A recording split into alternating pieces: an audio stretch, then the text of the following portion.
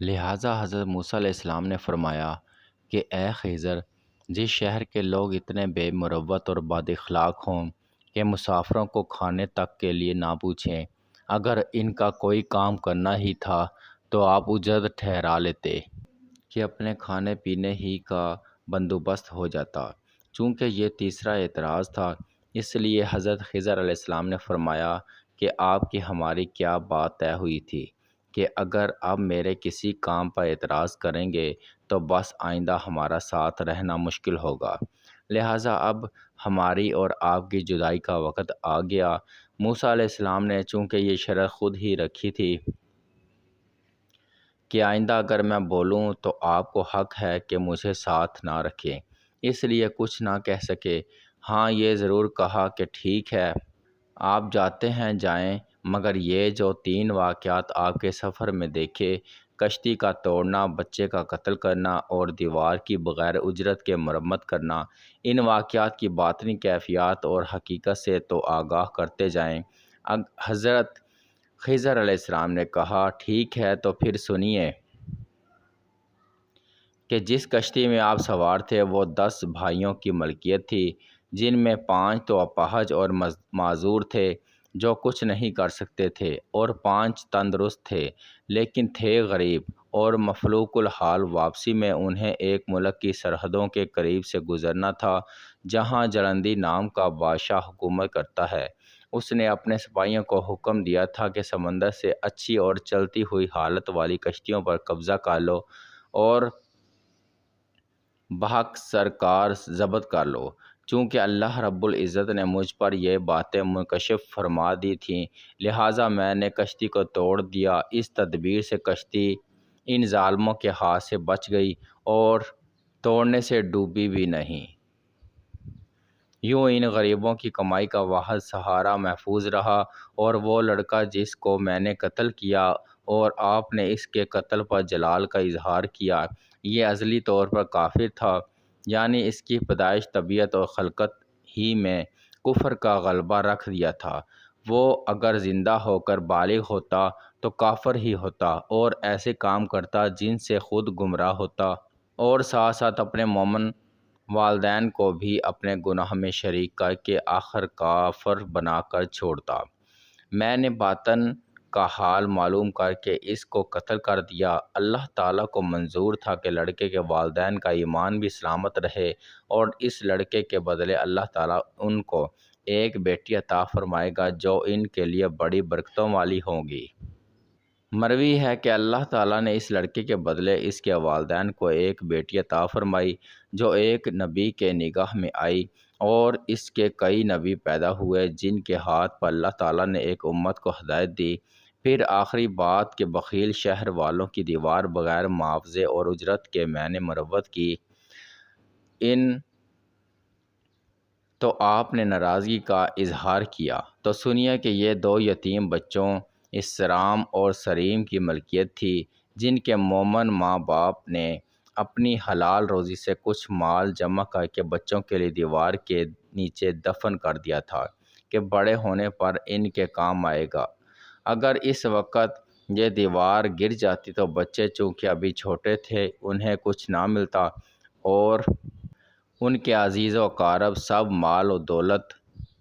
ہضم کر جاتے۔ لہٰذا اللہ تعالیٰ نے بچوں کے حال پر رحم فرما کر یہ چاہا کہ ہمارے نیک بندے کی محنت کی کمائی ضائع نہ ہو، اور جب یہ بچے بالغ ہو جائیں تو چاہے خود نکال لیں یا یہ دیوار خود گر جائے، جس سے خزانہ ظاہر ہو اور ان کے مصرف میں آئے۔ ترمذی شریف میں ہے کہ اس دیوار کے نیچے سونا چاندی مدفون تھا۔ حضرت ابن عباس رضی اللہ تعالی عنہما نے فرمایا کہ اس میں ایک سونے کی تختی بھی تھی، اس پر ایک طرف لکھا تھا، اس کا حال عجیب ہے، جو قضاء و قدر کا یقین رکھے اس کو غصہ کیسے آتا ہے۔ اس کا حال عجیب ہے، جسے رزق کا یقین ہو وہ کیوں پریشانی میں پڑتا ہے۔ اس کا حال عجیب ہے، جسے حساب کا یقین ہو وہ کیسے غافل رہتا ہے۔ اس کا حال عجیب ہے، جس کو دنیا کے زوال و تغیر کا یقین ہو وہ کیسے مطمئن ہوتا ہے۔ اور اس کے ساتھ لکھا تھا لا الہ الا اللہ محمد الرسول اللہ صلی اللہ علیہ وآلہ وسلم، اور دوسری جانب اس پر لوح پر لکھا تھا، میں اللہ ہوں، میرے سوا کوئی معبود نہیں، میں یکتا ہوں، میرا کوئی شریک نہیں ہے، میں نے خیر و شر پیدا کیے، اس کے لیے خوشی ہے جس سے میں نے خیر کے لیے پیدا کیا اور اس کے ہاتھوں پر خیر جاری کیا، اور اس کے لیے تباہی ہے جس کو شر کے لیے پیدا کیا اور اس کے ہاتھوں شر جاری کیا۔ تفسیر خزائل عرفان میں ہے کہ ان بچوں کے باپ کا نام کاشہ تھا اور یہ شخص پرہیزگار تھا۔ حضرت محمد ابن مکندر نے فرمایا کہ اللہ تعالیٰ بندے کی نیکی سے اس کی اولاد کو اور اس کی اولاد کی اولاد کو اور اس کے کنبے والوں کو اور اس کے محلے والوں کو اپنی حفاظت میں رکھتا ہے۔ ان باتوں کو دیکھنے اور سننے کے بعد حضرت موسیٰ علیہ السلام حضرت خضر علیہ السلام سے رخصت ہونے لگے اور کہا کہ کچھ نصیحت فرمائیے۔ حضرت خضر علیہ السلام نے فرمایا، تبسم کی طرح ہنسنا، کہکا نہ مارنا، بلا حاجت کسی شے کی طلب نہ کرنا، دوسروں کی غلطیوں پر طعنہ نہ دینا، اپنی خطاؤں پر رونا۔ پھر خضر علیہ السلام رخصت ہو گئے اور موسیٰ علیہ السلام بنی اسرائیل میں تشریف لے آئے اور اپنے فرائض رسالت نبوت میں مصروف ہو گئے۔ حضرت موسیٰ علیہ السلام نے جب 120 برس کی عمر میں وفات پائی تو یوشع علیہ السلام نے ان کے قائم مقام ہو کر لوگوں کی اصلاح کے فرائض انجام دینا شروع کیے۔ بعض لوگ اس قصے کو بنیاد بنا کر ولی کو نبی پر فضیلت دیتے ہیں، جو سراسر گمراہی ہے۔ وہ خیال کرتے ہیں کہ حضرت موسیٰ علیہ السلام کو حضرت خضر علیہ السلام سے علم حاصل کرنے کا حکم دیا گیا ہے، اس کے باوجود کہ حضرت خضر علیہ السلام نبی ہیں، اور در حقیقت ولی کو نبی پر فضیلت دینا کفر ہے۔ اور اگر حضرت خضر علیہ السلام نبی ہیں تو یہ اللہ تعالیٰ کی طرف سے موسیٰ علیہ السلام کے حق میں آزمائش اور امتحان ہے۔ مبارکباد۔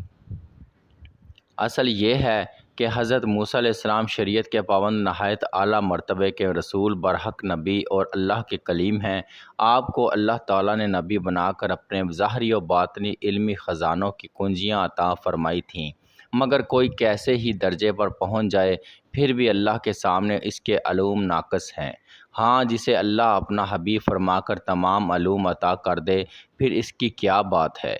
یہاں بات کلیم اللہ کی ہو رہی ہے، جنہیں علوم شرعیہ سے بہرہ فرمایا، اور ایک خیال کہ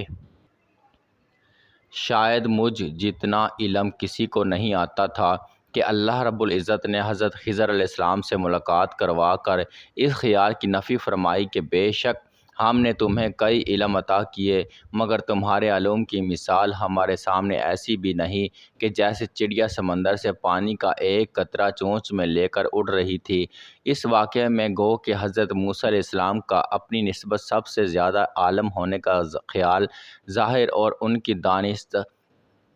کے موافق غلط نہ تھا، لیکن چونکہ حقیقت میں صحیح نہ تھا، اور اللہ تعالیٰ اپنے خاص بندوں سے بعض نہایت معمولی لغزشوں پر بھی گرفت فرما لیتا ہے، اس لیے معلوم ہوتا ہے کہ حضرت موسیٰ اور خضر علیہ السلام کی ملاقات موسیٰ علیہ السلام کی اطلاع و تنبیہ اور ان کے علوم و کمالات میں اضافے کی خاطر کرائی گئی۔ ان باتوں کے علاوہ بھی اللہ تعالیٰ کی سینکڑوں مصلحتیں اس میں چھپی ہوں گی جو ہماری عقل و فہم سے بالاتر ہیں۔ یہ بات بلا شک و شبہ کہی جا سکتی ہے کہ حضرت خضر علیہ السلام کے ایک نیک بندے ہیں۔ اختلاف صرف اس بات میں ہے کہ ولی ہیں یا نبی۔ ولایت پر بھی سب متفق ہیں کہ ان کی نیکی اس حد کو پہنچی تھی کہ وہ ولایت کے درجے پر فائز ہو سکتے ہیں۔ ہاں، نبوت میں اختلاف ہے، چونکہ صراحت کے ساتھ کسی معتبر ذریعے سے نبوت ثابت نہیں کی جس سے قطعی یقین ہو جائے، اس لیے علماء کرام کے اقوال آپ کی ولایت نبوت میں مختلف رہے۔ علماء کی اکثریت ویسے اس بات پر متفق ہے کہ آپ نبی ہیں، جبکہ کچھ علماء فرماتے ہیں کہ آپ صرف ولی اللہ ہیں۔ نبوت کے ثبوت میں ابن عباس رضی اللہ تعالیٰ عنہ کی روایت پیش کی جاتی ہے کہ حضرت خضر علیہ السلام نبی ہیں، اور ان کا انکار نبوت کرنے والے اس کے مقابلے میں حضرت علی رضی اللہ تعالیٰ عنہ سے نقل کرتے ہیں کہ حضرت خضر علیہ السلام عبد صالح ہیں۔ حضرت خضر علیہ السلام کی نبوت کے اثبات میں بڑی دلیل تعلیم موسیٰ کے واقعہ کو کہا جاتا ہے کہ اللہ تعالیٰ نے موسیٰ علیہ السلام نے سے فرمایا کہ ہمارا ایک بندہ تم سے زیادہ عالم ہے،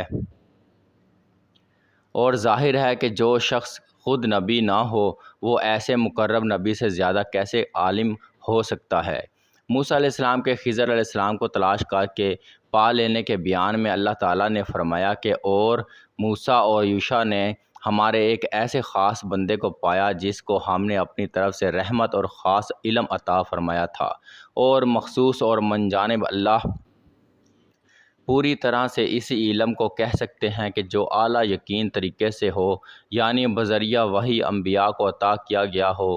موسیٰ علیہ السلام کا حضرت خضر علیہ السلام کی خدمت میں آ کر ان سے تعلیم کی درخواست کرنا اور غایت تعظیم اور شاگردانہ ادب سے پیش آنا اور خضر علیہ السلام سے ایک قسم کا استغنا ظاہر ہونا بھی اسی پر شاہد ہے کہ خضر علیہ السلام بھی نبی ہیں، کیونکہ ایسے بڑے جلیل القدر نبی کا اپنے ایک امت سے علم حاصل کرنا اور نبی اور امتی میں برعکس معاملہ ہونا نہایت بعید ہے۔ اس کے علاوہ خود حضرت خضر علیہ السلام کے کام یعنی کشتی کو توڑ دینا اور لڑکے کو قتل کرنا